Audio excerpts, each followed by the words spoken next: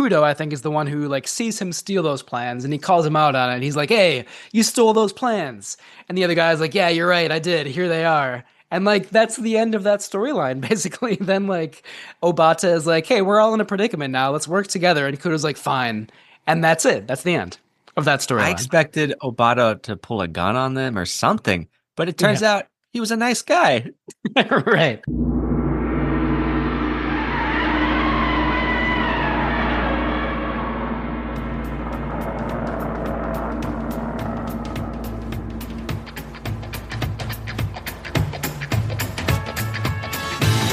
Hello and welcome to Camp Kaiju Monster Movie Podcast. We're your hosts, Matt Levine.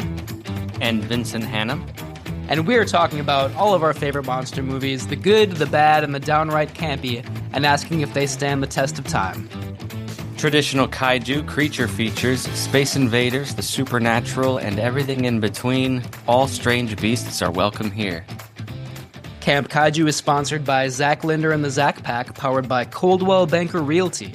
Your source for real estate, home rehab, fixing and flipping for investor clients, and residential buyers.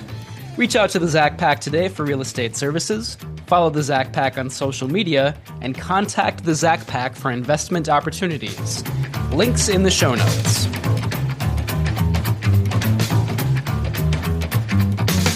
A rocket ship to unexplored planets, captured by unknown powers. Yog, monster from space.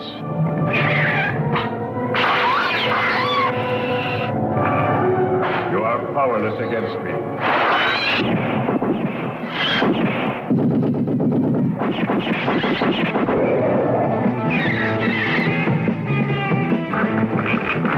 An irresistible, terrorizing monster.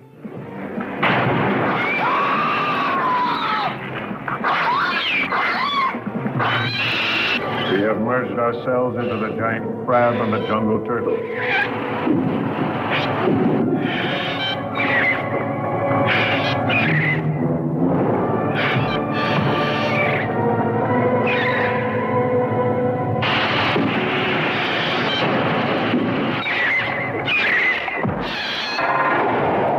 Monsters never before seen.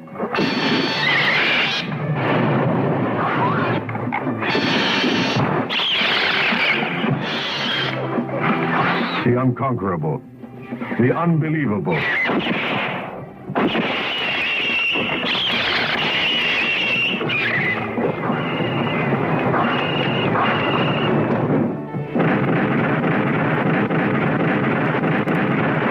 Yog, monster from space.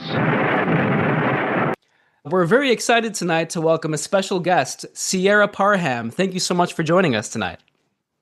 Thanks for having me. So Sierra, you have, I believe it's a new video store, maybe it's not super new at this point, called Saturn Video here in Minneapolis, as far as I know. Can you tell us a little bit more about that? Yeah, so it's going to be nonprofit video store and cafe. We don't have a brick and mortar just yet, but hopefully trying to get that in sometime in 2026. We're just fundraising for that right now. But yeah, that's what that's going to be. We're mainly going to focus on like marginalized directors and stories, in addition to like films that just aren't on streaming, really trying to bring back like video store culture. I love that. That's amazing. I think Vincent and I both agree, and I think everybody who truly loves film probably agrees that like the era of the video store should come back. It's sad that no longer is really like an important presence in the film viewing community, but it should be. So it's so encouraging to hear that you'll be opening up your own, hopefully in 2026 for brick and mortar. That's amazing. Yeah. And like on Camp Kaiju, I think I'll speak for myself a little bit. I really especially love it when we can combine monster movies, which of course is our forte here on Camp Kaiju, with those directors who are maybe a little bit under-recognized, maybe a little marginalized, those voices that don't always get uplifted in the mainstream media. So I'm really happy to hear that you'll be focusing on that as well. Yeah, there's a ton. Who are some of your favorite, or yeah, some of your favorite filmmakers and movies, and what's your taste? Like, if I come into the store, what are you recommending to me? That is hard to say. I really feel like I run the whole gambit of genre, but yeah, like favorite directors, I try to look for a lot of like international film directors. I like Guillermo del Toro, Wong Kar-wai films. Yeah, but I also have really low brow. Like I would always say this, but my favorite movie is Josie and the Pussycats. So It's a good I choice. love that. Yeah. Yeah. Matt is the film snob between us two. And I think he was nodding his head when you mentioned that second name, international filmmaker. Wong Kar-wai, incredible, huge fan. Yeah, that's amazing. mhm. And I kind of alluded to this, but I think it's important to like have a mix of highbrow and lowbrow. There are lots of different kinds of pleasure that movies can offer, and I don't think it's, there's a lot to enjoy. So like, why not embrace all of it? Exactly. Sierra, could you talk a little bit about just like what made you want to open up a video store and what your film background is? Totally. So this kind of like came about because like Video Universe in Robbinsdale was closing, and just like hearing that news was really sad for me because that's essentially the last video store in the greater metro of the Twin Cities. So I really wanted to help bring that back. And yeah, I really love film, and like it feels like the universal language. And I'm very much like big on community. I want people to like communicate and get together. So I feel like the video store is the place where that can happen. So it was really important for me to bring that here again. And film background wise, I'm a editor. I work on and off, but I went to film school. That's really where I started to enjoy international film a lot more. I don't have like the biggest range of film I've seen, so it really opened my eyes to a lot of stuff I was missing out on. That's awesome, and that's of course one of the great things about video stores. I feel like you walk into this place, and like everywhere you look are new discoveries and new artists for you to find out that you've never even heard of before. So, I think it's really important work that you're going to be doing in the Twin Cities community. Thank you. Yeah. Yeah, big fans, Matt and I, of Video Universe before they closed. And I had just discovered that store a month before they closed. Oh no. I like signed up, I created an account, and the guy told me, he's like, I'm happy to give you this account, just letting you know our plans are what they are. And I was like, I don't care. 5 movies, $5, let's go. But then I ended up buying a bunch of their liquidated, they were going out of business sale. And if you see above my head, all these DVDs, so many of those are from Video Universe. Yeah, I did the same thing. Yeah, we probably ran into each other. Didn't even know it. But you said you wanted to focus on movies that maybe aren't streaming readily available. I think that's so important in today's day and age. I've gone on that soapbox on this podcast before about physical media, and I went into the video store and I discovered all these titles that I never would have come across had I been streaming. Because I could flip through, I don't know, Hulu or Tubi or whatever for hours. And I don't know, they just all kind of blend together, just the little thumbnails.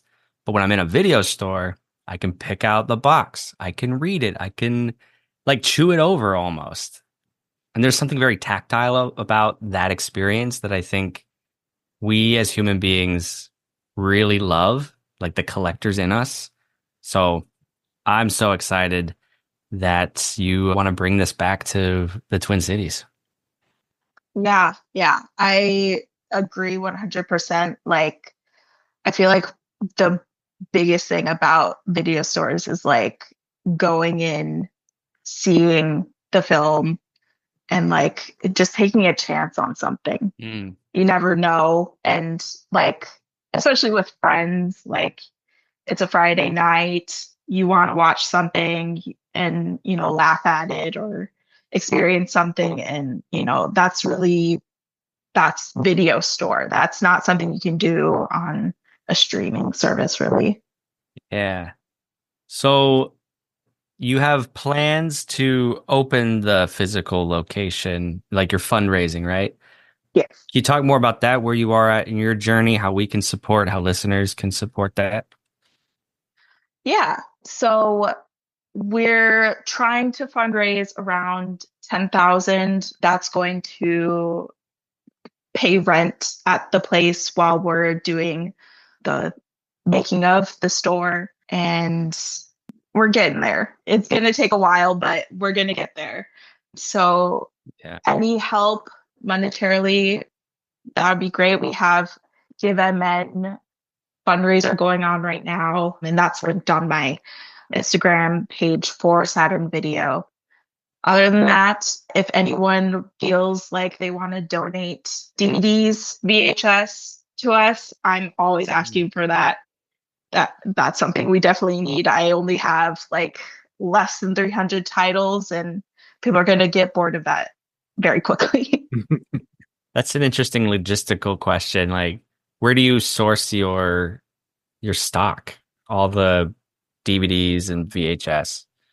Yeah, I'm at the thrift stores a lot.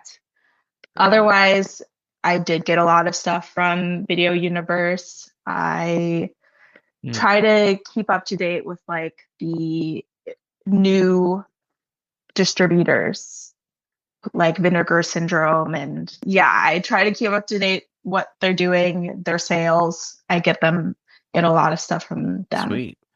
So it sounds like Instagram maybe is the best form of communication if people do want to donate, whether that's monetarily or if they have movies that they want to donate, then Instagram probably is the best way to get in touch with you. Would you say that is correct?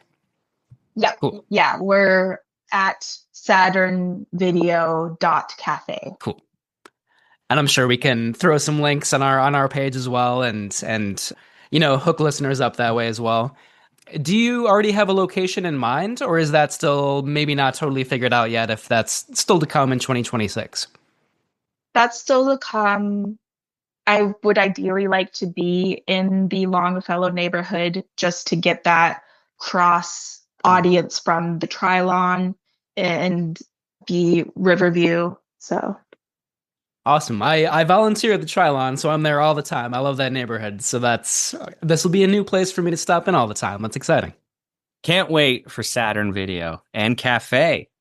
yeah, want a place for people to sit down. They're going to be there for a while. It's going to be probably later night.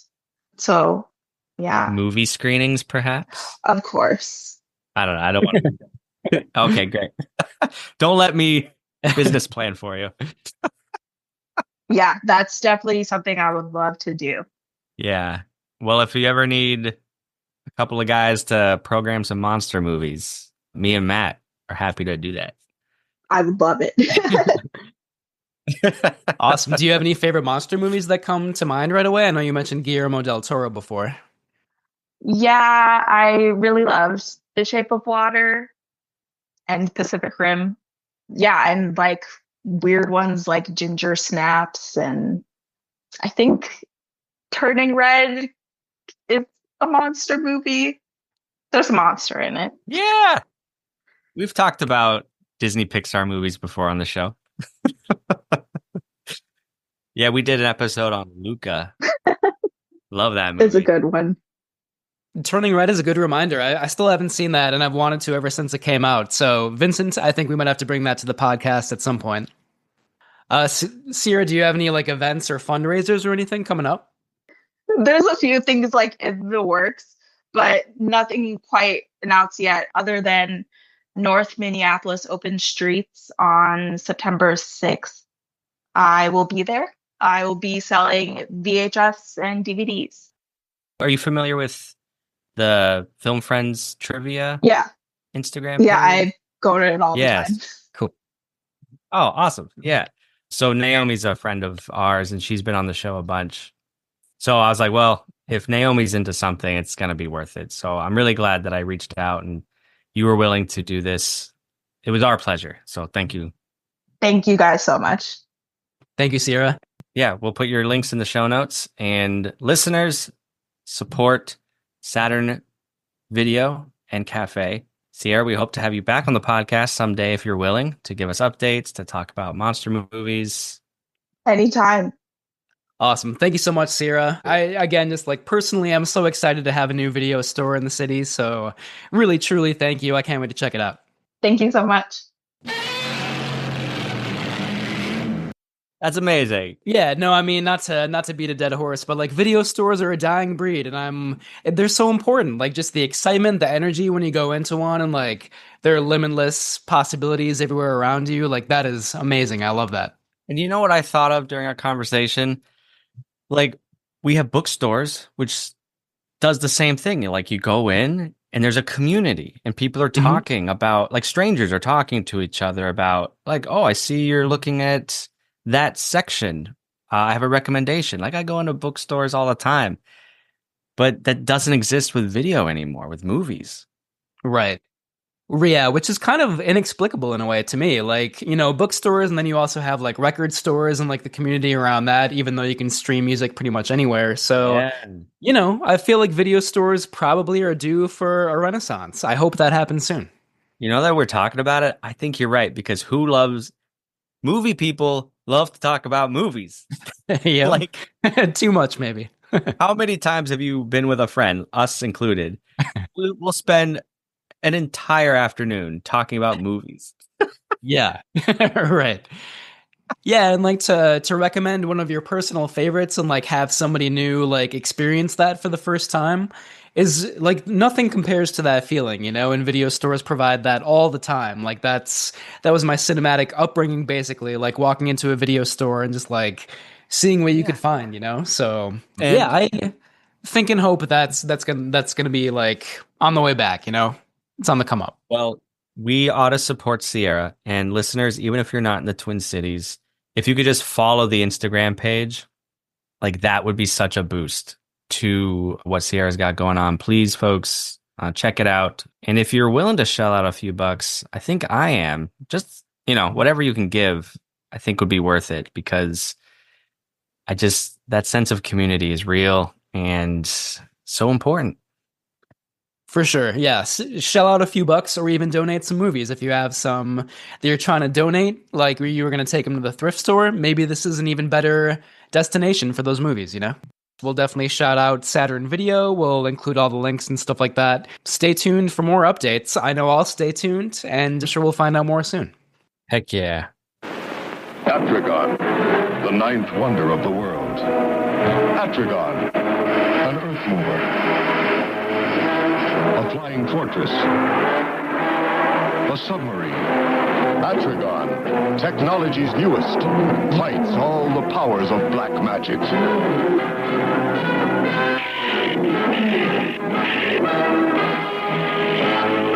The mysterious submerged continent of Mu attacks our world.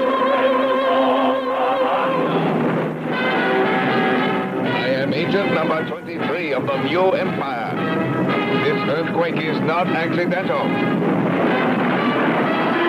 Terror panics civilization. As cataclysmic forces clash, Atragon in color. Godzilla, champion and defender of Earth in The Terror of Godzilla. Titanosaurus, Mechagodzilla, destroy them! He holds the front line of battle, while in their spaceships, aliens command a deadly duel. Will the powerful serpent Titanosaurus' cyclone tail and the robot monster Mechagodzilla's lethal rays destroy our Earth? See this ultimate test of power, The Terror of Godzilla, rated G. Now, giant entertainment, giant terror. The War of the Gargantuan and Monster Zero. Do you see anything? From a planet 50 million miles beyond the stars came a strange message. Lend us your Rodan and Godzilla to fight our Monster Zero.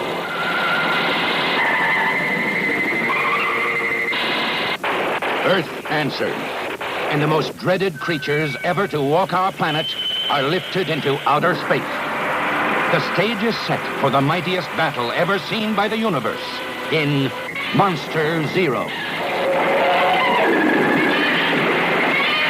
All forces on Earth ready to attack.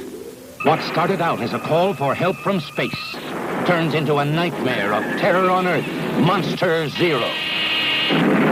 And the War of the Gargantua. It began with a mysterious, wild storm at sea. And before the night was over, the whole world would hear of the terror of the Gargantua. Where had such a monster come from? What forces created such a devastating destroyer? Who or what could stand up to it?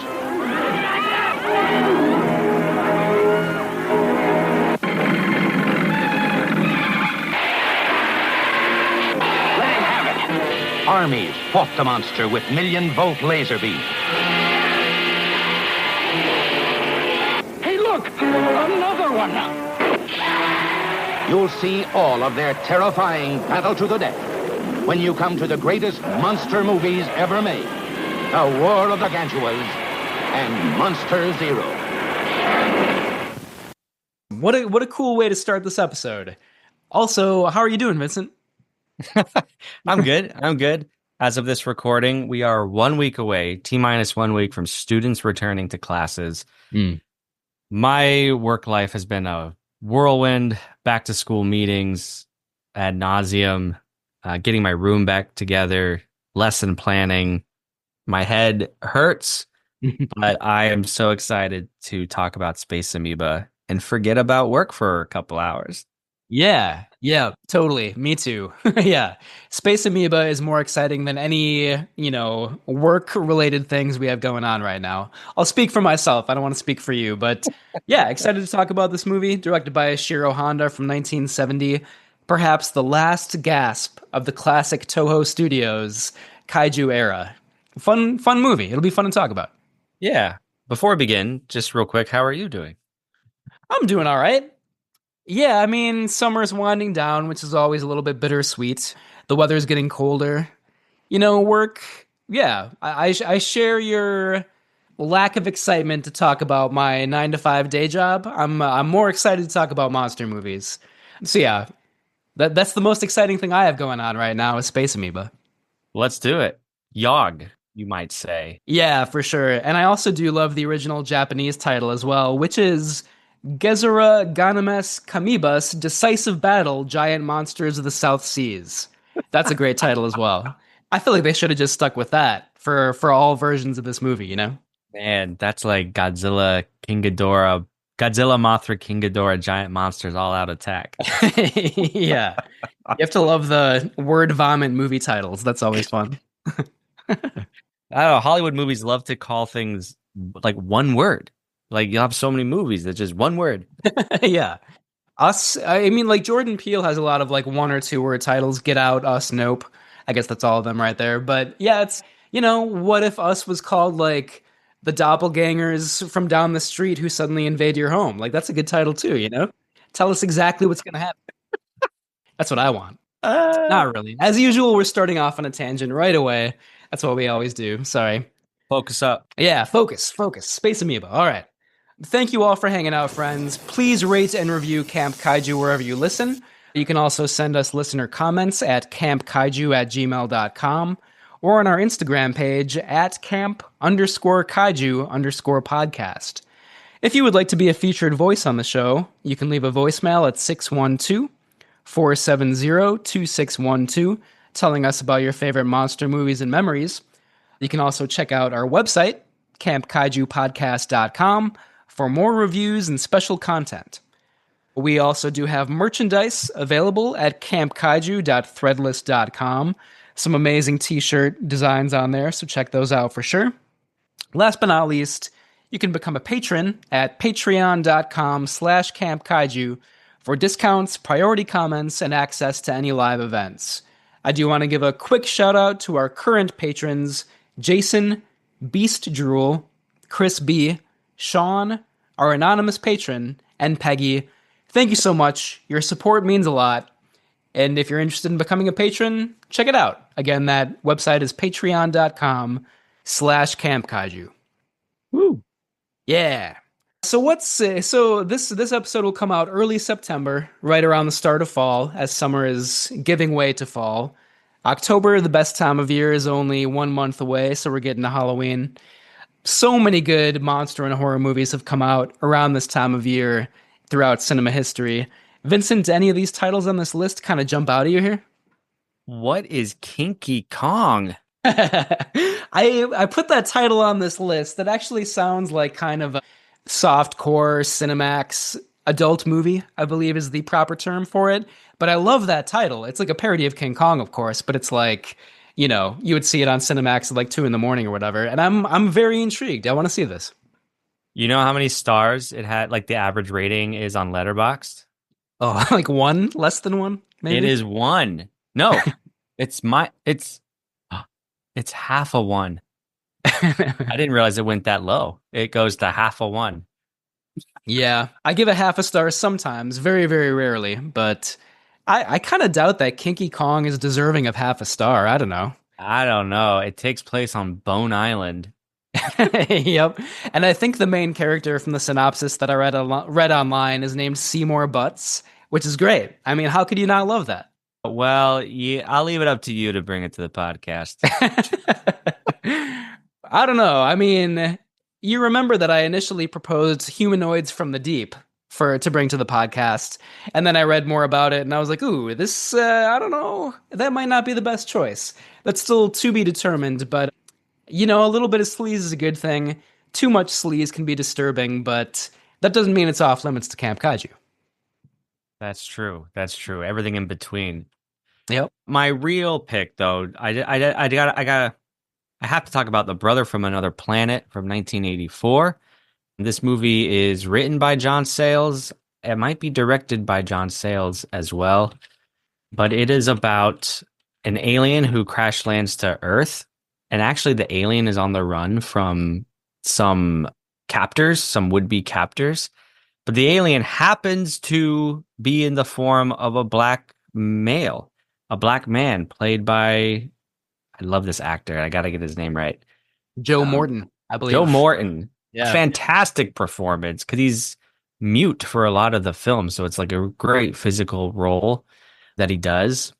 But because the alien is in the form of a black man, suddenly the alien has to deal with racism in America, in New York City in the 1980s. And it is a powerful movie for that messaging. It is an extraterrestrial movie that I think you'll be pleasantly surprised by on a multitude of levels. Yeah, I'm really glad that you mentioned that title. I really love that movie. Like you said, it's a perfect balance of like genre entertainment and social commentary, and I think John Sayles is very good at that.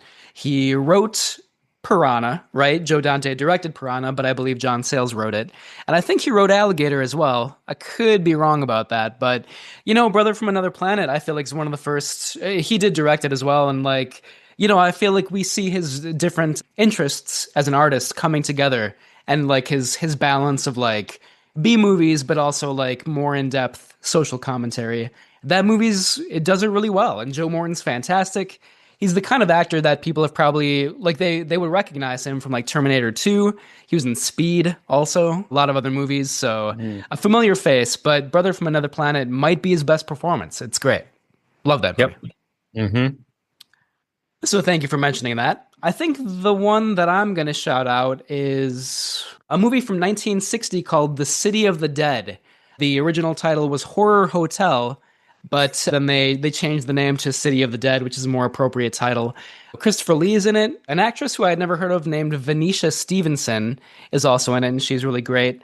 It's basically about, it's set in New England. It's a very like foggy, atmospheric movie. It's kind of about witchcraft. A young woman goes there to study witchcraft, and then realizes before too long that she is over her head. She did not know what she was getting herself into. So this is like kind of a low budget, sort of forgotten horror movie that I watched a couple years ago around Halloween, and it's fantastic. Cannot recommend it enough. So City of the Dead from 1960. Check it out.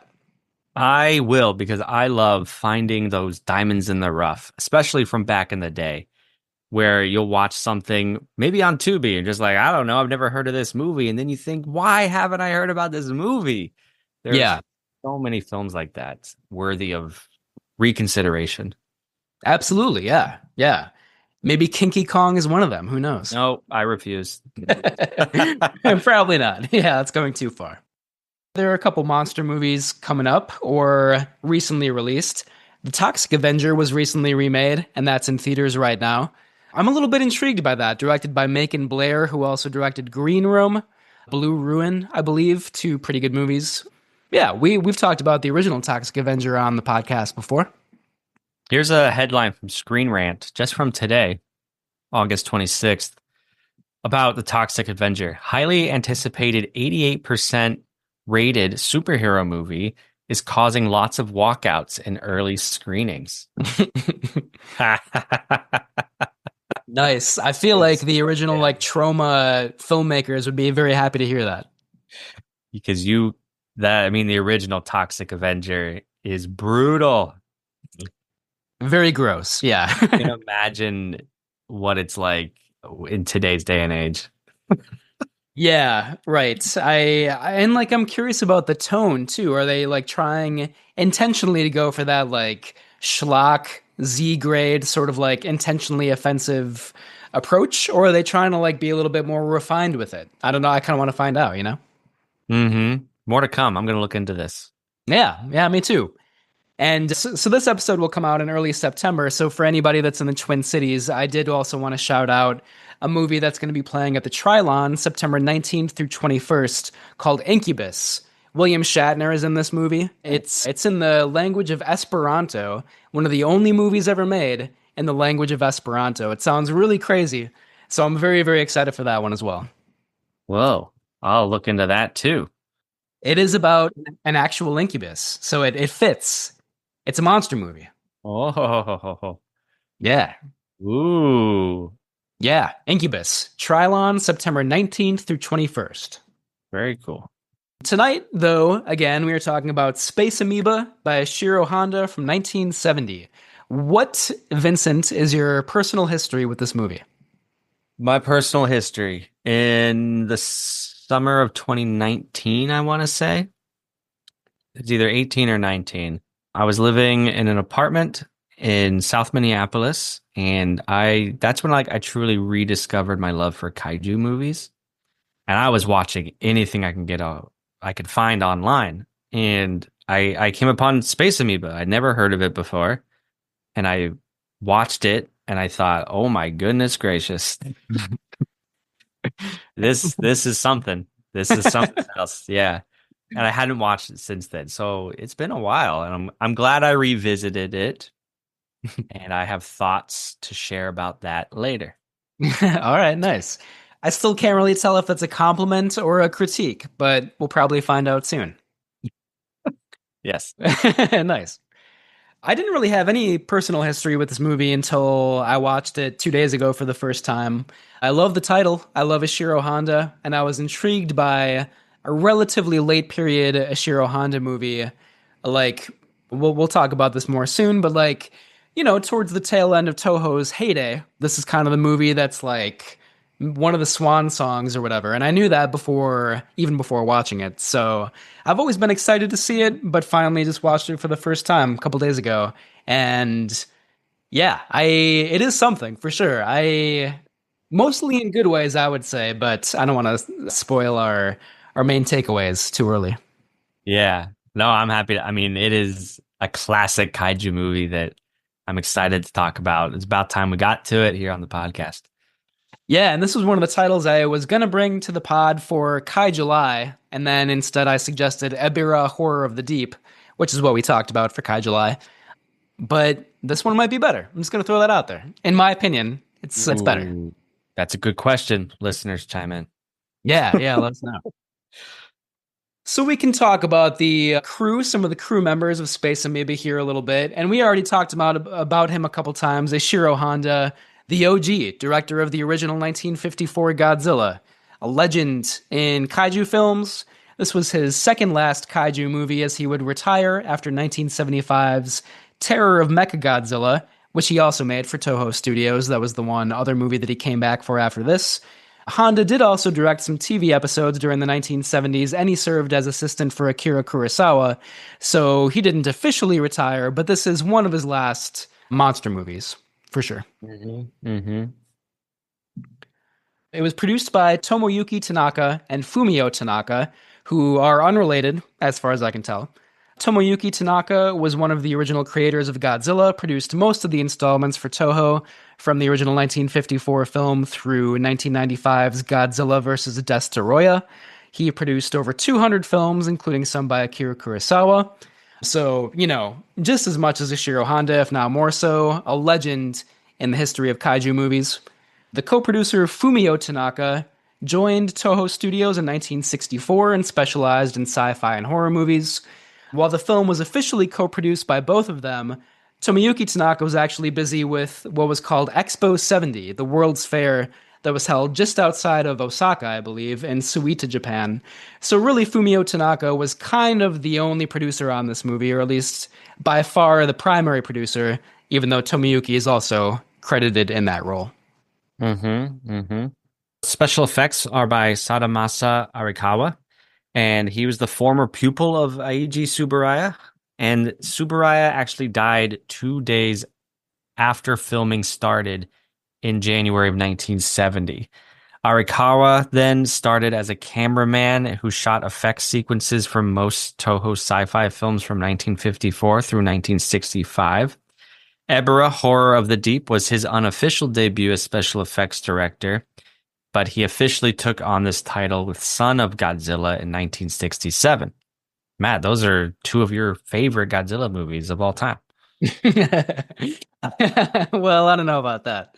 It's weird because, again, I don't want to get into this a little bit too early, but the special effects in Space Amoeba, I feel are pretty heavily criticized from what I've read, but I think they're great. I think they're better than they are in Ebirah or Son of Godzilla, in my opinion, but that's a lot of personal preference. So who am I to say? Totally. The music is by Akira Ifukube. The cinematographer is Taiichi Kankura, and the editor is Masahisa Himi. And I wanted to call those out because I feel like this is a very formally accomplished movie. Cinematography, music, editing, all pretty great, I would say. Yeah, for sure. Space Amoeba stars Akira Kubo as a character named Kudo, a photojournalist. Akira Kubo appeared in over 70 films since 1952, including Throne of Blood, Invasion of Astro Monsters, Son of Godzilla, Destroy All Monsters, and Gamera, Guardian of the Universe. So definitely a legend in his own right in kaiju movies. Similarly, we have Kenji Sahara as Obata, a kind of villainous, unscrupulous, businessman character in Space Amoeba. He played the lead in Rodan 14 years earlier, and he appeared in more Godzilla films than any other actor. He also played the lead in the first Ultraman TV series, Ultra Q. So Kenji Sahara, also a legend among kaiju character actors. We also have Yoshia Tsuchiya as Dr. Mia. Once again, Tsuchiya loved appearing in sci-fi films and acted in so many of them, including Destroy All Monsters, Godzilla Raids Again, Godzilla vs. King Ghidorah. One of my favorite stories about him is that he could not appear in the original Godzilla because he was starring in Seven Samurai at that time, but he really wanted to be in Godzilla. He loved monster movies and visited the set of Godzilla as often as he could, even though production on Seven Samurai was taking place at the same time. And I just love how enthusiastic he is about monster movies. It's so cool to read that. It is. And what's interesting about this cast is you see so many returning actors, fan favorites, I would say. There is it Akira Kubo? I don't always recall them by name, by face all of a sudden. But there was an actor in Space Amoeba who's one of the reporters in Mothra versus Godzilla, I think, or King Kong versus Godzilla. He's always eating an egg in one of those movies. Well, that does sound familiar, yeah. In that case, it must be Mothra versus Godzilla because of the whole egg bit. yeah. Yeah. So it was just like fun to see so many familiar faces. Totally. In a way, like, Space Amoeba kind of seems like getting the band back together for one last hurrah, Even though Subaraya, of course, cannot do the special effects for it. Otherwise, a lot of like the cast and crew, very familiar faces from kaiju cinema lore. The actor is Yu Fujiki that I'm talking about. Yes. And he was in movies such as, well, Throne of Blood, speaking of Kurosawa, but King Kong versus Godzilla, Mothra versus Godzilla, Etrigan, and Space Amoeba. Yeah, another kaiju alum. So many familiar faces. We do also have Atsuko Takahashi as Ayako, who is Kudo's kind of love interest, not really love interest. Her character is quite underdeveloped, but wanted to throw her name out there as well. Yeah, yeah. And the character of Rico, I don't know who plays Rico, but Rico is that love interest. Yeah. I think you're talking about. Yeah. Oh, no. Sorry, so the character of Ayako is kind of Kudo's love interest, sort of. Like, she's the other journalist who sort of like tags along with him to the island, and like we don't exactly know why she's doing that, although she's working for a corporation that's trying to open like a tourist resort on this island. But I think you're talking about Saki, a different character who is Rico's love interest. Right, right. They're natives on the island. Yeah. And she's played by Yukiko Kobayashi, and Rico is played by Noritake Saito. I could not really find a lot of information about either of them, unfortunately. That's all right. Yeah. Yeah, so Space Amoeba. The screenplay was originally written by Ei Ogawa in 1966. It was called Great Monster Assault at that time. It was supposed to be a co-production between Toho Studios and United Productions of America, or UPA, which was an animation studio and distribution company that released most of Toho's films in the United States in the 1970s and 80s. I also read that UPA created the Mr. Magoo character, so that's one of its claims to fame, for better or worse. That ended up not happening, though. UPA and Toho did not actually collaborate on this movie. That original draft that Ogawa wrote back in 1966 was a lot more ambitious than the finished film that we have before us. Ogawa's original draft had alien monsters invading the entire planet, conquering entire continents, and being attacked with nuclear weapons at the end of the film. So the version that we see in Space Amoeba is quite a bit more concentrated on, is it Sulga Island? Yeah, Sulga Island. Yeah. Wow. Would have been something, that original movie, probably.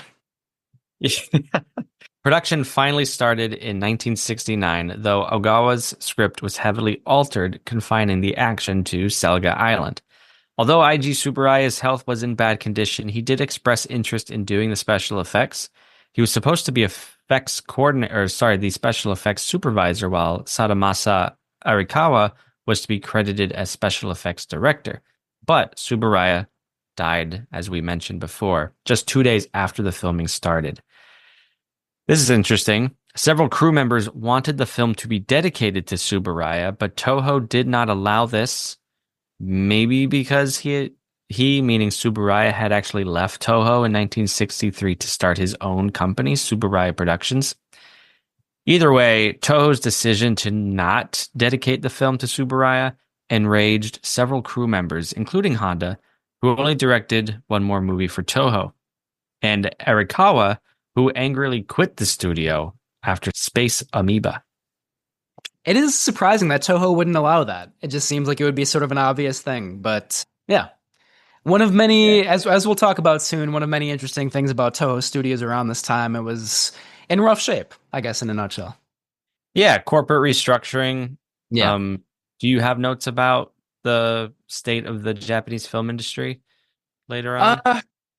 Yeah, I mean, like limited notes, not as much as I would like, but we can talk about that a little bit more in a bit. Assistant director Saiji Tani said that Toho constantly pressured the filmmakers to reduce the budget. maybe because kaiju movies had started to become less profitable for the studio, and also due to competition from TV. The production schedule was rushed as a result. Yeah, that came up in my notes too a lot. This was just kind of a limited budget type of project. Yeah, and a rushed production schedule as well. Hmm. Oh, they had originally intended to film this movie in Hawaii or Guam. I thought it was Guam. Yeah, Guam, but that was not in the budget. So instead they filmed in Japan, but on an island like 100 or so miles off the coast. So they were still able to get that island location. So yeah, this was kind of the last sci-fi film made at the height of Toho's studio system. Profits were steadily decreasing around this time.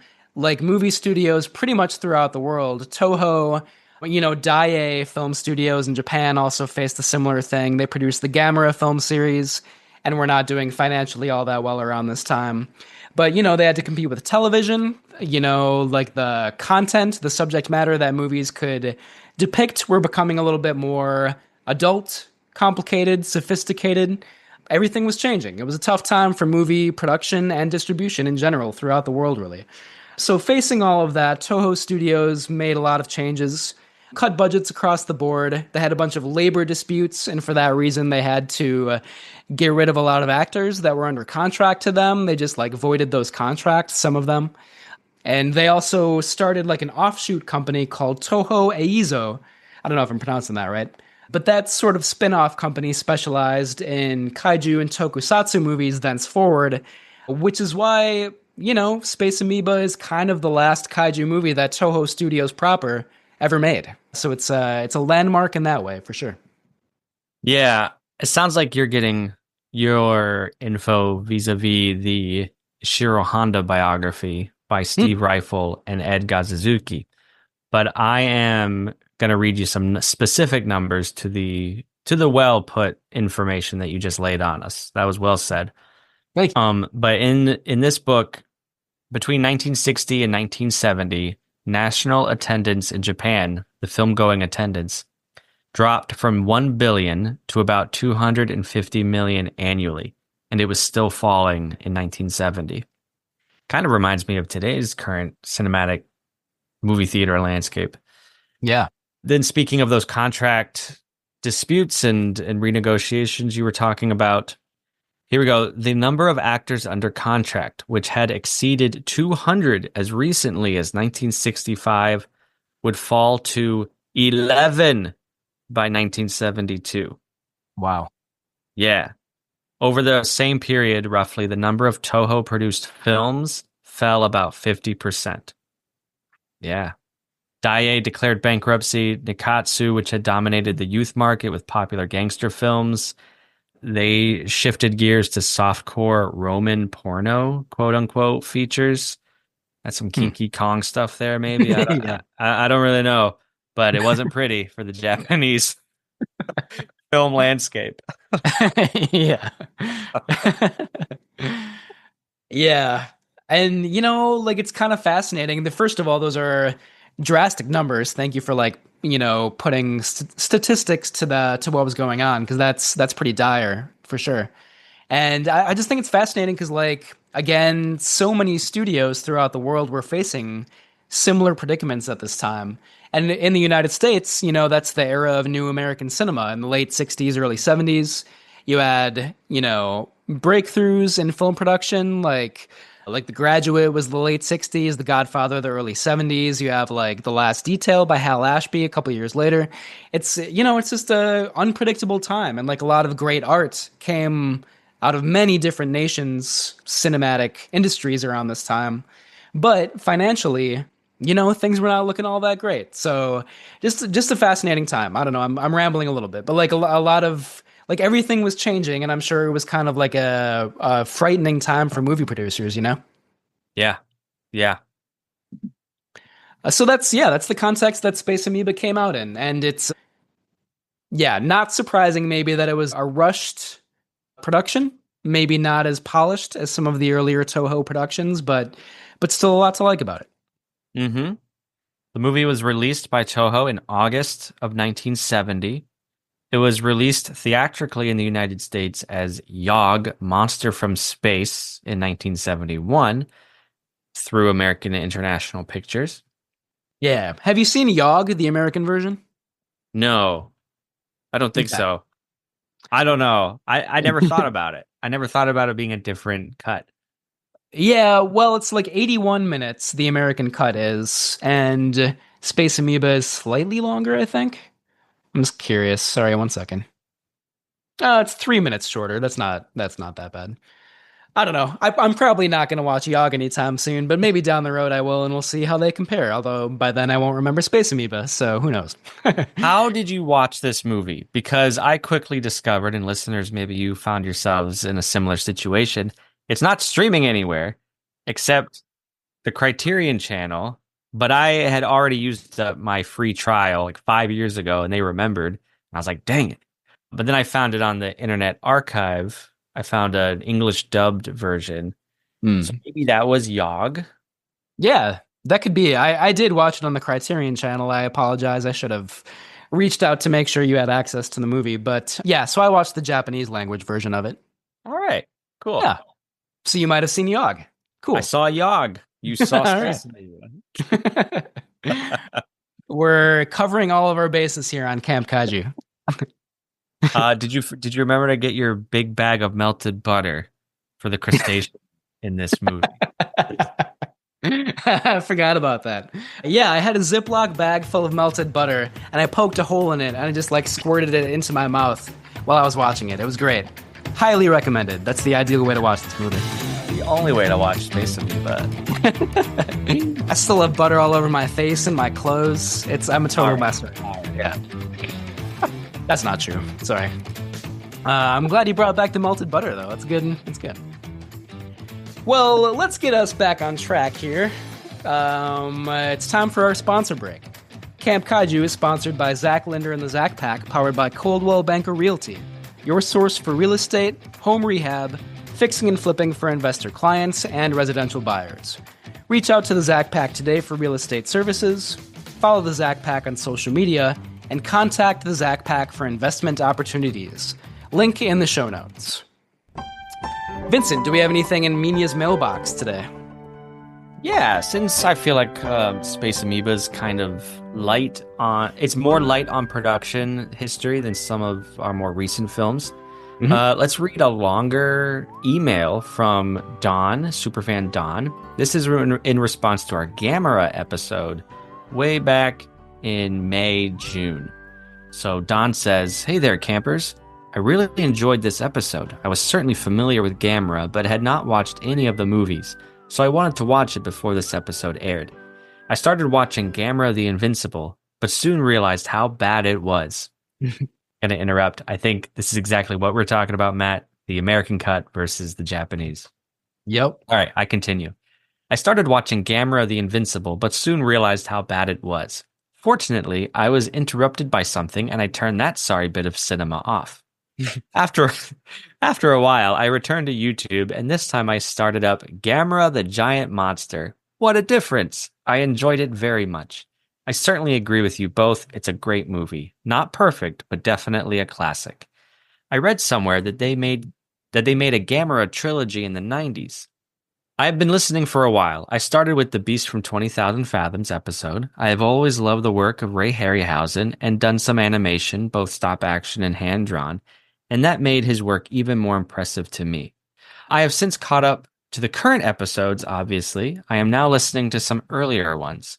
You guys really impressed me with your depth of knowledge in the background of the movies and the casts and crew. Keep up the great work. Don. Thank you, Don. Thank you. That's awesome. He's totally right that like there's a vast difference between Gamera the Invincible and Gamera Guardian of the Universe. That's the Japanese title, right?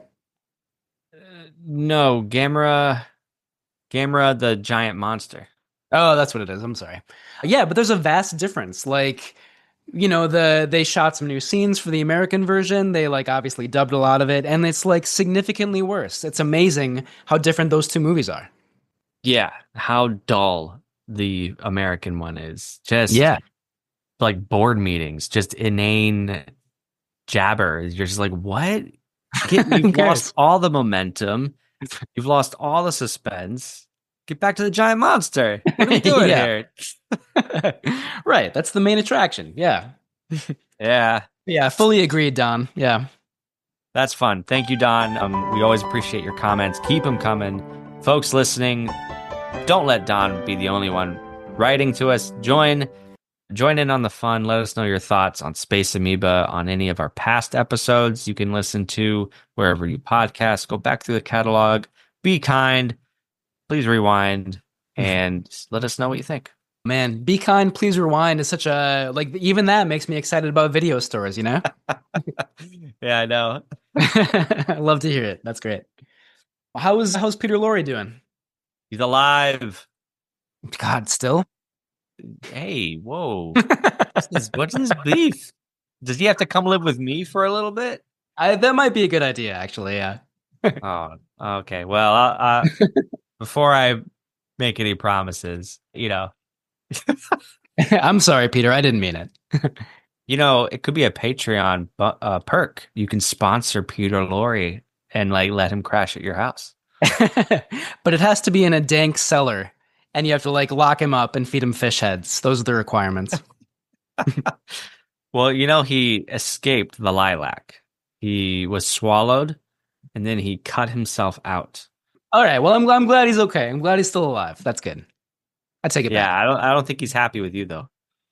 No, I'm sure he's not. Yeah, that's fair. It's only gonna get worse. That's all right. So it goes. Well, we'll see what happens. Tonight he's talking about another Poverty Row picture show movie called Revenge of the Zombies. Dead men can't die, but live to follow a madman's will. Cool. I'm intrigued. Yeah, John Carradine. He's going to be doing some crazy mad doctor things, I think. Oh, there are Nazis involved. Oh, man. And 43? Wow, timely. Not surprising. When Dr. Von Alterman's wife, Lila, dies mysteriously at his spooky mansion, her relations suspect murder. They also suspect the doctor is turning her into a zombie to join the army of living dead he hopes to devote to the Nazi cause. However, Lila, though dead, has developed a will of her own. Man, I'm pretty intrigued by this movie. It reminds me of Shockwaves, which is also about zombie Nazis that played at the Trial-On a couple weeks ago, maybe a month ago at this point. That's right. Yeah. So zombie Nazis, apparently, a recurring theme throughout film history. Yeah, who knew? There is a rich cinematic tradition of zombie Nazis. Oh, wow. I cannot wait to hear Peter Lorre hold forth on this topic. Let's give it to him.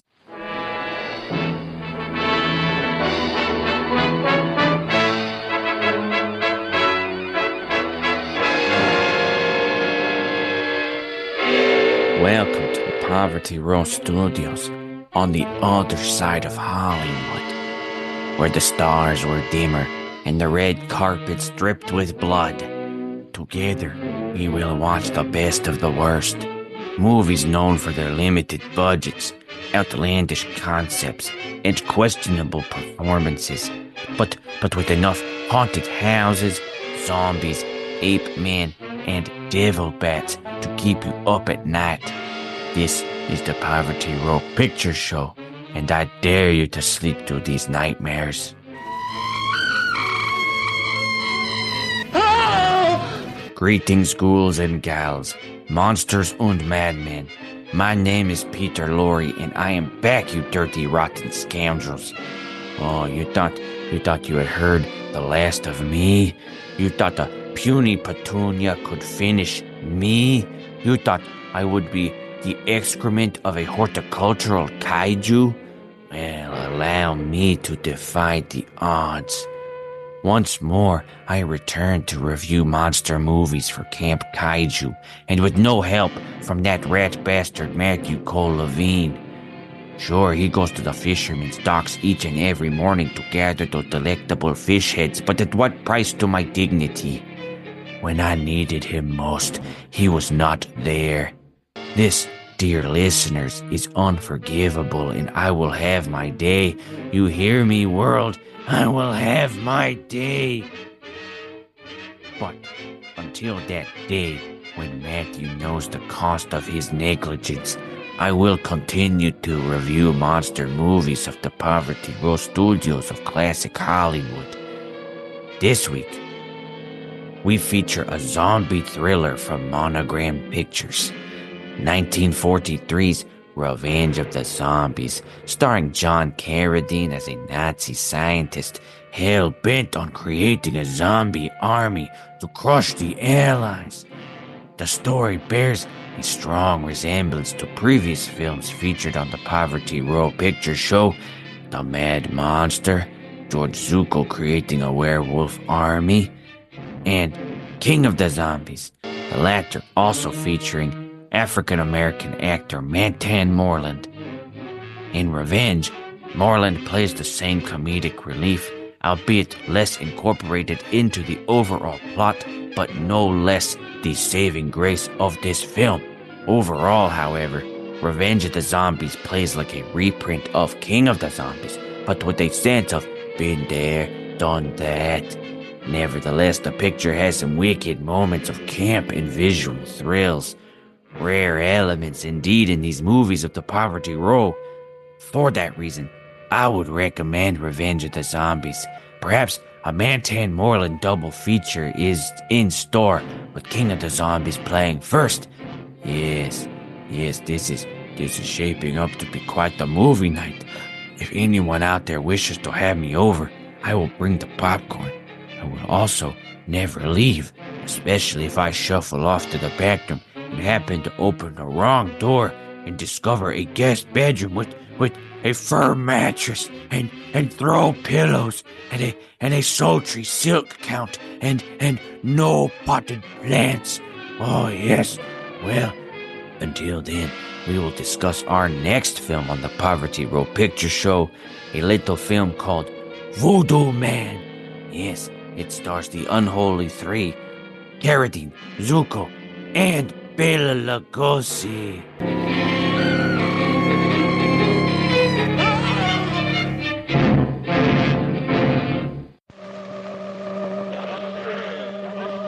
The Mysterians!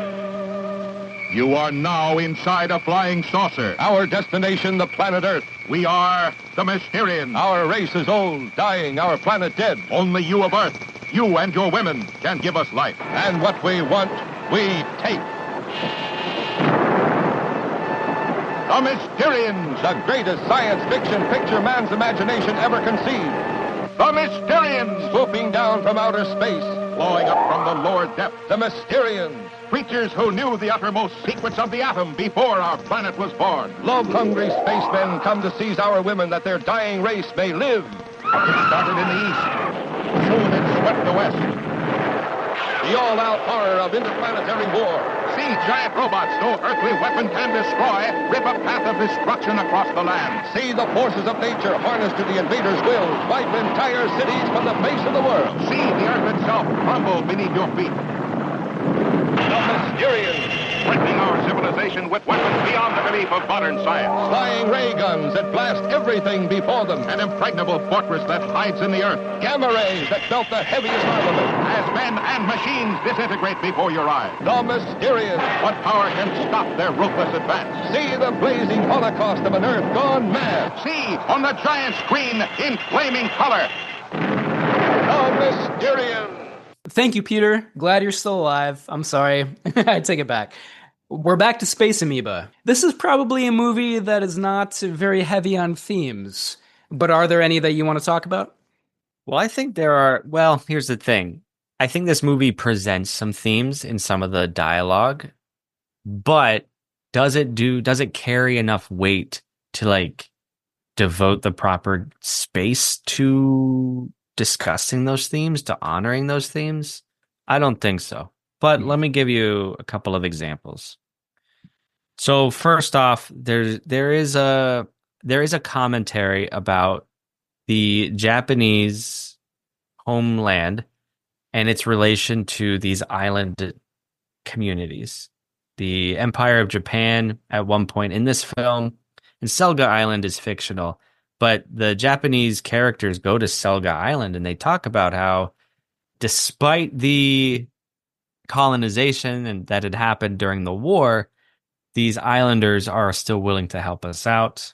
So I think on the surface, there's commentary about the push and pull between colonizers and native communities. Yeah, do you have any thoughts about that? Yeah, I think you're right. I think that is one of the more compelling themes about the movie. There's even a moment where the doctor, I can't remember exactly what kind of doctor he is. I don't know if it's ever said, but like he is talking to one of the islanders. There are other people on the boat as they're going towards Sulga Island, and he turns to, I think it's Rico, Rico? Rico. Rico, sorry. He's like, oh yeah, like the natives on this island are very peaceful. There are no hostilities, isn't that right, Rico? And then he like looks behind him, and Rico just like looks away, very like he's totally silent, and he seems kind of angry, and he doesn't say anything in response. And I thought that was an interesting moment. Like, you know, it seems true that the islanders are like very peaceful. They have no reason to fight with one another. And then of course you have all these Japanese mainlanders who, you know, took part in World War II, obviously, and like are trying to like open up a tourist resort on this island. They're very capitalistic. They're in it partially for the money, maybe not entirely. That brief moment I thought was very illuminating. I think there's a lot of tension between the natives on this island, on Selga Island, and the Japanese characters from the mainland. And it's, yeah, like those hostilities are never extremely clearly elucidated, but they're there, and I feel like it's one of the more interesting subtexts about the movie.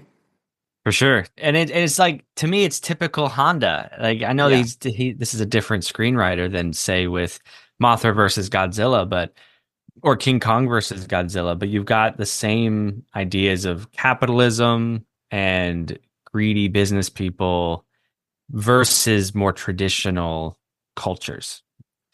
On that note, there is another dichotomy between the scientists and then the islanders' witch doctor, which is, at least in the dub, that's how they refer to the shaman type character. Yeah, just a skepticism of traditional medicine and traditional healing powers, which again is, you know, prejudiced and short-sighted from the Japanese mainlanders. Yeah. You know, there's an interesting moment with the female character. I'm going to look at the character's name again here real quick. Ayako. Like, she's a very thin character, but like there's a moment where they're on the island and there's like a ceremony where the islanders are like praying to their witch doctor to like protect them against the monsters that are like suddenly surrounding them. And one of the characters, I think it's Obata, is like kind of dismissive of the ceremony, and he's like, oh, what are these weirdos doing now, basically? And she's like, oh, I think it's great. They're like, you're so cynical. They're praying for luck, and I want to pray with them, you know? Like, that's maybe the only moment in the movie where Ayako has a little bit of depth, and I feel like she's presented as like one of the few Japanese characters who has sympathy and compassion and like tries to have understanding for this community. It's very brief, but I like that moment as well. Yeah. You mentioned Obata. At the end, he is mind controlled by the space amoeba.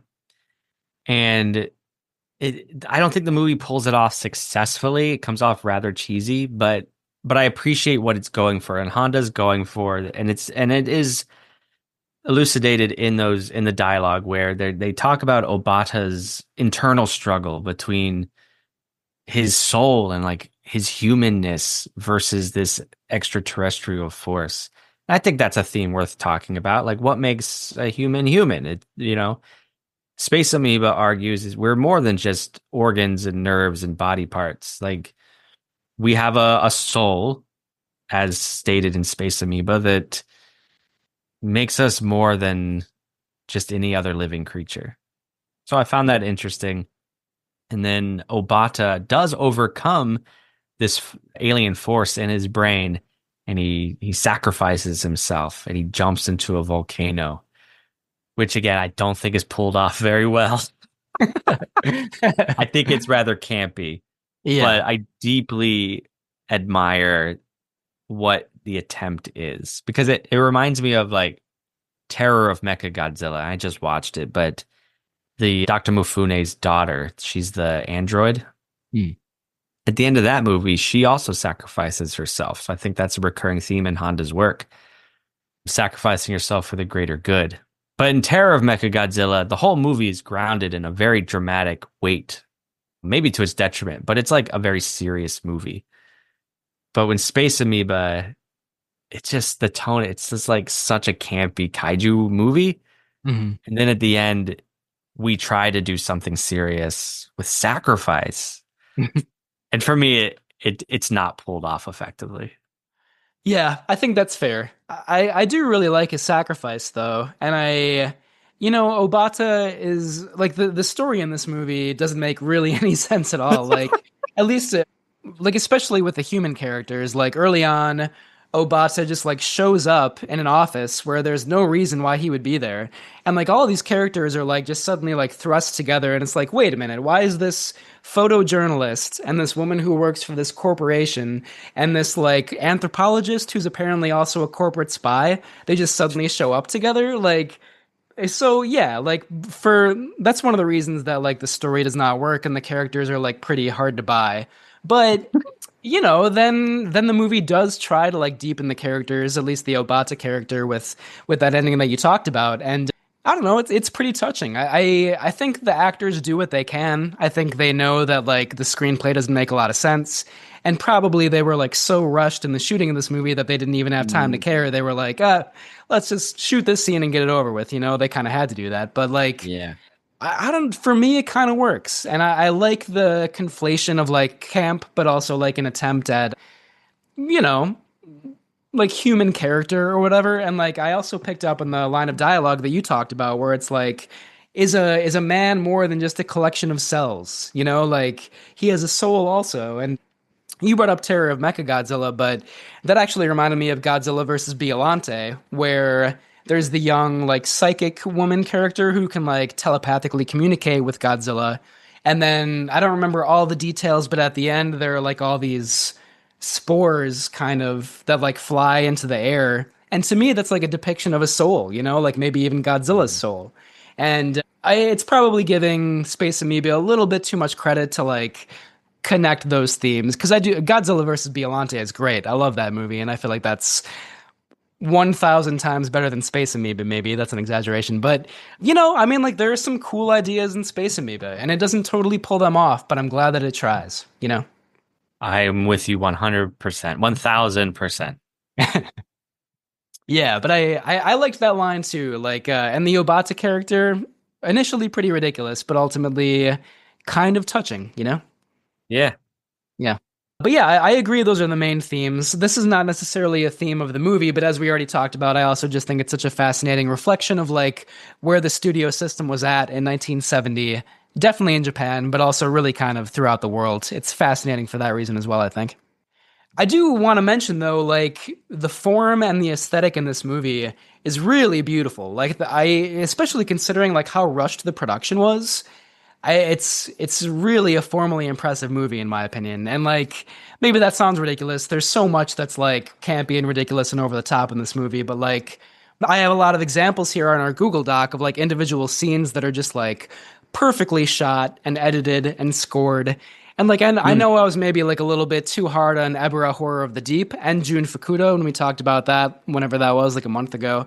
But I think then you watch a movie like this and you're like, oh man, Ishiro Honda knows how to make a movie. Like it's it's suspenseful, it's like funny, sometimes unintentionally, but sometimes very purposefully, I think.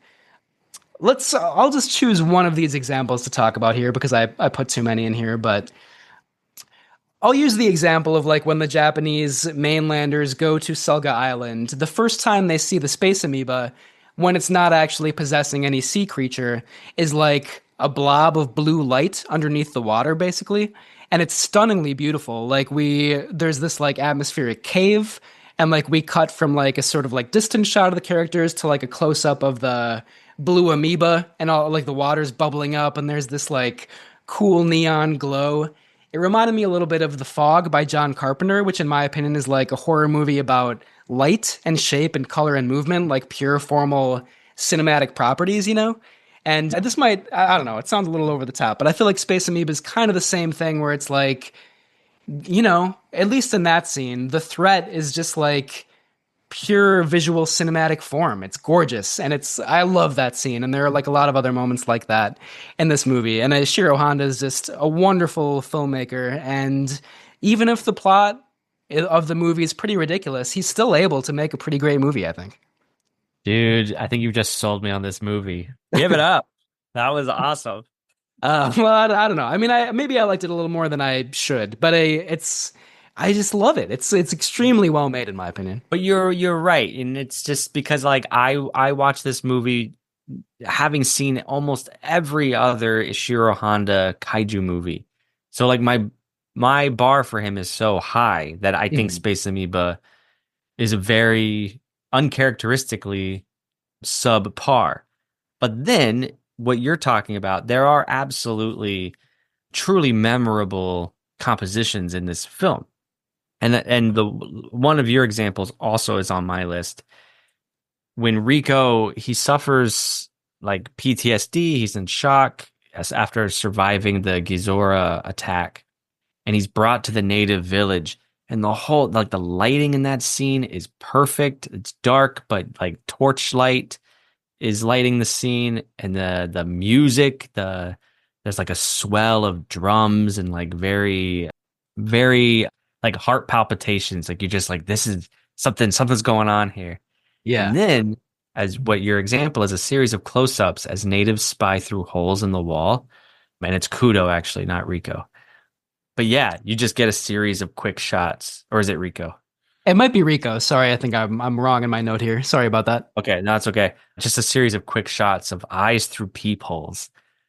And I'm like, ooh, this is interesting. This is visually thoughtful. This is awesome. Yeah.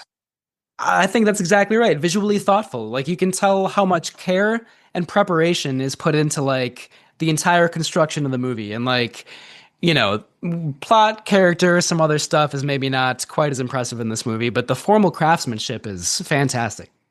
There's another note I wrote, and I got a sense, because of scenes like that, I got a sense that, look, Honda knows he's working with constraints. He knows this script is not where it should be.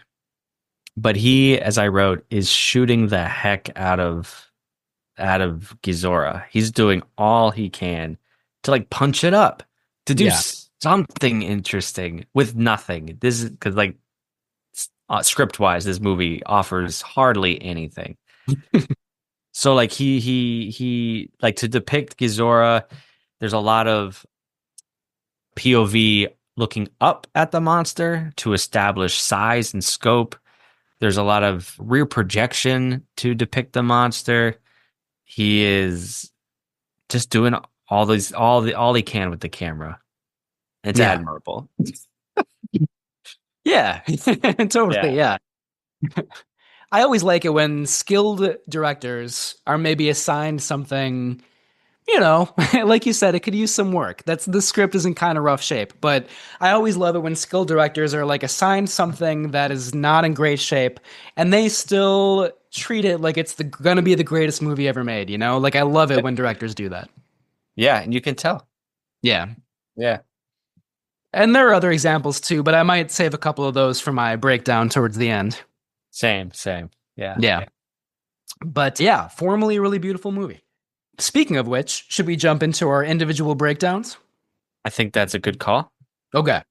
Well, yeah, that's a good segue. Maybe I'll just kind of jump right into my good stuff and then you can talk about what you like about the movie. But there's another example. It's when Obata is first possessed by the space amoeba, and there's like a series of dissolves where it's like Obata is lying down on the ground, and there's like a menacing voiceover that like the space creature is giving on the soundtrack, which doesn't make a lot of sense. Why would the space amoeba speak in Japanese, and how anyway, like that's just like, it doesn't make any sense. But anyway, like visually, like it's a series of dissolves where like we start kind of farther away from Obata, and then we just get closer and closer, and he's like lying still on the ground as this like space creature is like speaking from inside of him. And it's a very poetic, like nightmarish moment. I really love that scene too. And like you were saying, like the screenplay doesn't make any sense, but Honda really makes that as good as it can possibly be just through visual form alone. So I love that.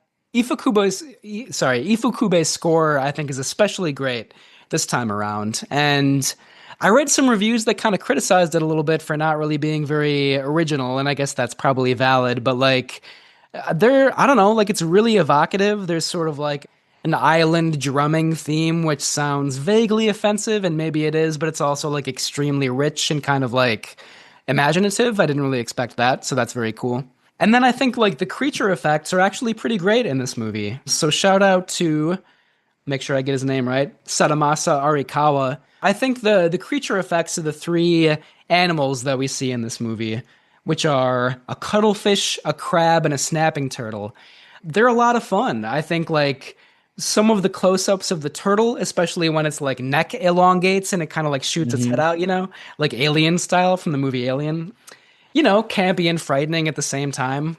I think Gezira, the cuttlefish, actually looks pretty great. It's like kind of seamless editing between like underwater footage of Gezira and then like some closer shots of stuntmen like inside of a creature suit, basically. All that is edited together really well, in my opinion. And I love the close-ups of Gezira's like red, yellow eyes, like they just look so cool.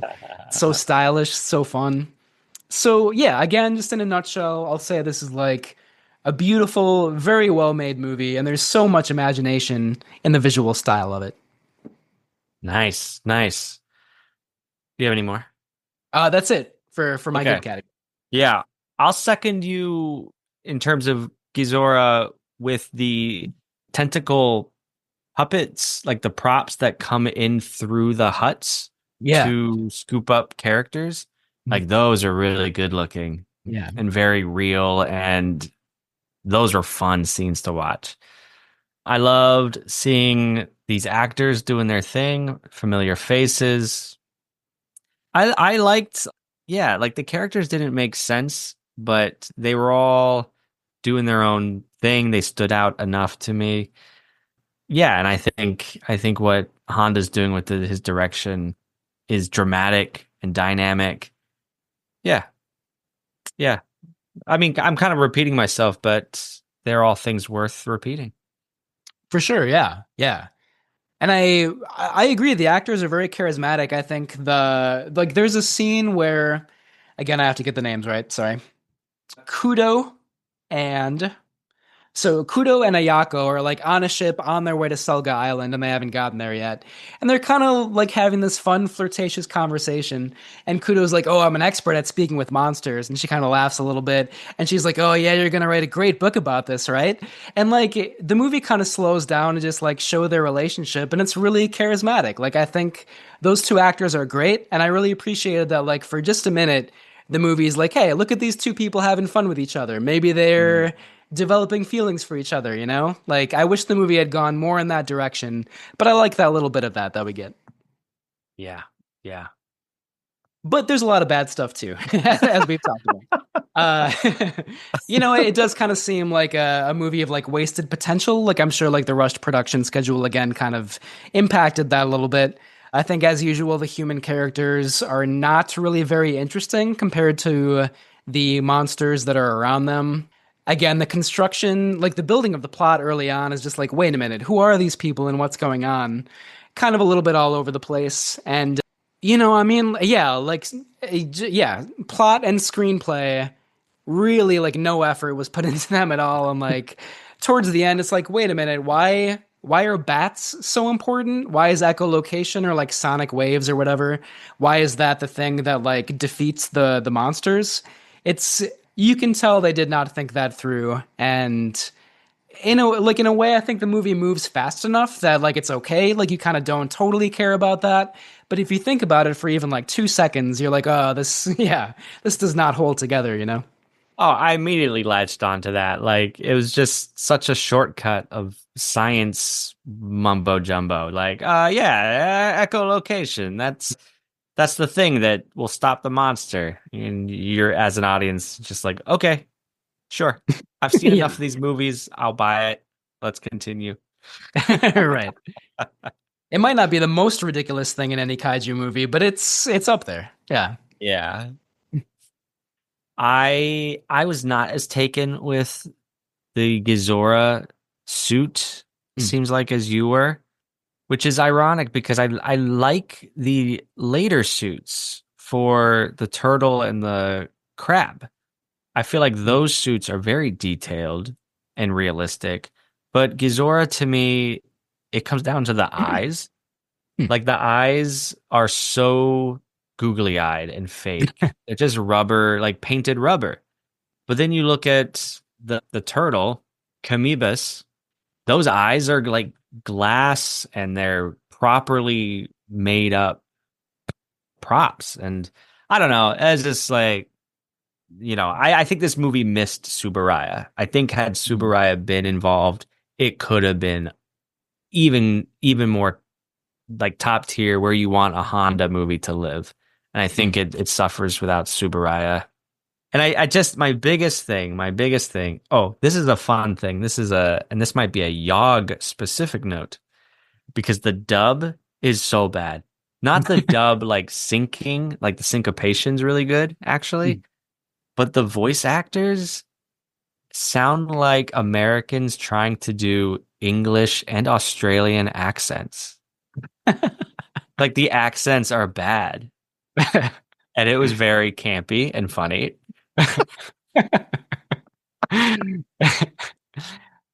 I do like watching the, American version and the English dub sometimes for that reason. But say it's distracting sometimes too, But though. I've never heard an English. I swear one of these characters was Australian or trying to be Australian. It was weird. It was like a weird choice. Why would you choose to do that? Just make them American. Okay, my biggest thing is sorry, one more.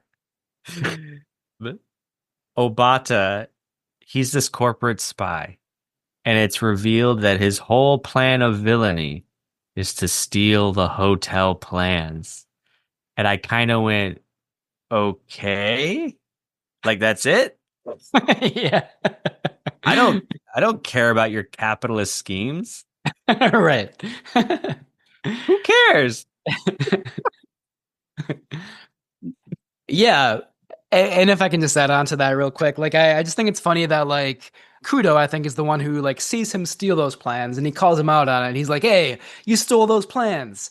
And the other guy's like, "Yeah, you're right, I did. Here they are." And like that's the end of that storyline, basically. Then like Obata is like, "Hey, we're all in a predicament now. Let's work together." And Kudo's like, "Fine." And that's it. That's the end of that I storyline. expected Obata to pull a gun on them or something, but it turns Yeah. out he was a nice guy. Right. He's just a capitalist. You can't blame him. Yeah. So that's actually pretty funny now that we're laughing about it. Okay, my big general note is that I don't think there's enough script here to sustain a feature-length movie. Mhm. And it goes back to Honda doing all he can. I think the pacing of this film is very languid to me. It's slow. And I think it's because Honda is literally just trying to fill runtime. Yeah. I bet the printed copy of the script is like 50 pages. And Honda's like, Yeah. oh my God. There's also a lot of like repeat scenes. Like, how many times does a monster come ashore? We have an attack, and then we have a debrief, and then the same thing happens again, and the same thing happens again. I just like this is indicative of a very shallow script. Yeah. Yeah. Which was probably made even like shallower throughout the production process as the producers like cut scenes over and over again, you know? Yeah. I will say the underwater scene is also cool. That's a good thing. I'm glad it went there with the budget they had. Yeah. Like the moment where Gezira is burned and then like goes underwater and like it kind of has like a trail of smoke behind it underwater. Looks fantastic. I love that whole scene. Yep. Yep. Yeah. But yeah, no, screenplay wise, it's just like, man, you needed to like, there were 3 drafts of the screenplay, and I feel like there needed to be like 20 more to get this to like a filmable spot. You know what I mean? Yep. Yeah, and like the opening is pretty impressive. Like, we have the space probe flying into outer space and it's flying up to Jupiter, and then this like blue phantasmal force seeps into the rocket or the probe or whatever, and you're like, oh, that's a cool idea. Like, that's a good start to a monster movie, and then that opportunity is wasted. So you're right. I agree with you there. Yeah. Yeah. I could pick it apart a little bit more, but why beat a dead kaiju? You certainly can pick it apart more if you want to. We have a little time. We're good. All right. Suffice it to say, it's a rough movie. It could have used a lot more polishing, for sure. Yeah. And there is so much camp in this movie. It's like all of it is campy, but let's see here. I'm trying to find one of my favorite examples. There's early on, there's a scene where like a guy like puts his hand in the water and he's like, it's ice cold. And the other guy's like, yeah, the temperature drops at night. And I just thought that was a really funny line. Like, yeah, of course it does. Like, everybody knows that, right? The temperature drops at night. And there's another moment where Saki is like consoling Rico once they find Rico, and he's like he's in shock at this like monster attack. He can't speak. He's in a daze, all this stuff. And Saki is like very tearfully trying to console him. And one of the other characters is like, that's too bad. They were probably lovers. And I thought that line was really funny too. Why do you feel the need to say that out loud? My campy is also related to Rico because this poor man is in need of emergency services, medical help. Yeah. He's just getting pushed along through the plot. At one point, it might be a wedding. I don't know what it was. It was like some sort of formal ceremony at the village, and he's donned up in flowers with his girlfriend. And if they're not getting married, I still thought to myself, they're marrying the poor guy. He can't speak. Like, he's just being pushed along. And then he wakes up. Or he snaps out of it. But that was very funny to me. Just come along, Rico, you poor bastard. We'll just guide you through life. We'll push you to whatever new big life event you have going on. Oh my gosh. Poor Rico. I did also like the line where, like, you know, we're dealing with Gezira for like the first maybe 45 minutes or hour of the movie, and then which is like a scuttlefish octopus type thing, and then like the next monster is like a crab thing, and one of the characters is like, now what? It's a crab. I really like that line a lot as well.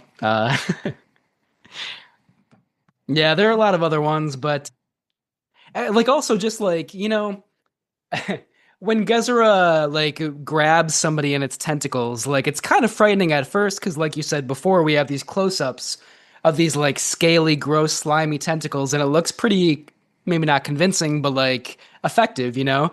And then there's like a wider shot where you can tell it's just like a small doll or like action figure and like the octopus's tentacle. And it's like just that combination of like horror and silliness is one of my favorite things about kaiju movies. I love that. Yeah. Yeah. But there are a lot more examples of camp. So anybody out there, if you haven't seen this movie, you are in for a treat. Let us know your favorite campy moments. That's true. All right. Any other campy stuff or good or bad that you want to bring up? Nah, I'm good. All right. Well, we're at the part of the episode where, as always, we give the film a rating. Number 1, it's a timeless classic and stands the test of time. Number 2, there may be some antiquated moments, but overall it's great. It stands the test of time.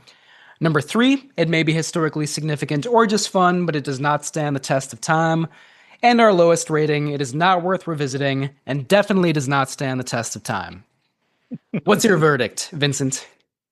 You know, I was really torn. I was torn between the bottom 2, but you're preaching the word of Space Amoeba. It converted me. Not too much, but I will say that this does have a lot of fun moments and some great directorial effort from a great director in the later stages of his career, battling corporate forces beyond his control, trying to subvert his work in every way they can, and he pulls it off. Enough. I think there's still way too much to be desired with this movie. You could see it, like it also seems like the last gasp of a dying tradition. And it's a little sad. Yeah. It's kind of a sad movie in that way. So I'm going to say there's a lot of fun moments. It is historically significant, but I don't think it ultimately stands the test of time. That's kind of a perfect review. I don't think I can top that. I think that's very well said. I do agree with everything you said, but I kind of love this movie. There were times when I was watching it where I was like, I'm going to give this our highest rating. It's like perfectly made. It's so fun. It has so much imagination, with a little distance and like objective, like semi-objective criticism or analysis or whatever. It's like, oh, the screenplay is rough. Could have been a lot better than it was. Like, it faced so many production hurdles, like we already talked about. So it's compromised. It's not a masterpiece. It's not at the level of the original Godzilla, of course, or even like Ghidorah the Three-Headed Monster, in my opinion. My second favorite Ishiro Honda kaiju movie. But it's great. I love it. It's beautiful. It's well made. I like the actors. I like the music. I like the creature effects. It does kind of drag at times, but then like some new image I think will like come along to like grab your attention. So I didn't think it was too boring. So as tempted as I am to give this our highest rating, I'm going to give it our second highest. There may be some antiquated moments, some rough moments, but overall it's great. I think it stands the test of time. I hope to watch it again someday. And yeah, I love Ishiro Honda. He's just such a good filmmaker. And it is kind of like the dying gasp of a certain cinematic tradition. But then, as we know, the next era of Godzilla movies, which I think is the Heisei era, right? Yeah. Has a lot of good movies, like the 1984 Return of Godzilla, Godzilla vs. Biollante, King Ghidorah vs. Godzilla, or maybe that's swapped around. Anyway, this was not the end of kaiju movies, of course, just the end of a certain era. So, fascinating movie, and mostly I loved it. That's fantastic. I love that. If I've gotten one thing out of this episode, it's a deeper appreciation for Ishiro Honda, which was already pretty deep to begin with. Yeah, man, this guy is so thoughtful, even when he's given something like this. Yeah. Right. Yeah. Totally. Yeah. And that's like true auteur filmmaking, where it's kind of like assembly line corporate filmmaking, but you're still able to inject your own personal style into it. That's the sign of a good director. I gotta watch it on the Criterion Channel in the Japanese the Japanese language. I feel like that's gonna enhance my experience even more. Yeah, I would think so. And maybe I'll watch Yog, Monster from Space. See how I feel about that one. Hopefully it won't be another Gamera the Invincible incident. Maybe that's the difference here. Yeah, well, that could be. All right. Thanks, man. Why don't you wrap this bad boy up? Yeah. Well, by the way, what are we talking about next time on Camp Kaiju? I can't remember. Do you remember your next? We're talking about King Kong Lives from 1986. So cool. I've never seen it. I can't wait to talk about Kinky Kong. Kong has a girlfriend in this movie. Whoa. I don't hear good reviews. Like, this movie, by all critiques, is a bad movie, but maybe we'll love it. And Ben Cook Feltz is going to join us for that episode. Oh, good. Nice. I can't wait. I mean, it'll be something. It'll be memorable, I'm sure. Maybe I'll watch Kinky Kong as a companion piece as well. We'll see. Doing the hard work. Yeah, exactly. Yep. Well, thanks for hanging out, friends. Please rate and review wherever you listen. You can also share this podcast with a friend, subscribe to the website, and send us listener comments at campkaiju@gmail.com or on Instagram. Links are in the show notes. If you'd like to be a featured voice on the show, leave a voicemail at 612-470-2612, telling us about your favorite monster movies and memories. Please check out our website, campkaijupodcast.com, for more information. Camp Kaiju is recorded in Minneapolis, St. Paul, with Media's Mailbox music by Ben Cook Feltz. Thanks, friends, and until next time, stay campy. Camp Kaiju is sponsored by Zach Linner and the Zach Pack, powered by Coldwell Banker Realty. your source for real estate, home rehab, fixing and flipping for investor clients, and residential buyers. Reach out to the Zach Pack today for real estate services, follow the Zach Pack on social media, and contact the Zach Pack for investment opportunities. Link in the show notes. I feel cold already. The temperature drops at night. Stop worrying about everything. Pajama. No water. Come on. Feel it. Cold as ice. Just a current of cold water. Nothing to worry about.